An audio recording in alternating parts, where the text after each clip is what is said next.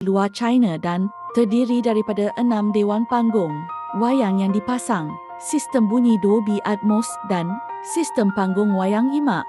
Acara sunting Resorts World Genting pernah menganjurkan beberapa acara pada tahun yang lalu seperti upacara penyampaian anugerah, konsert dan pertandingan iaitu Anugerah Bintang Popular Berita Harian ESL1 Genting 2017,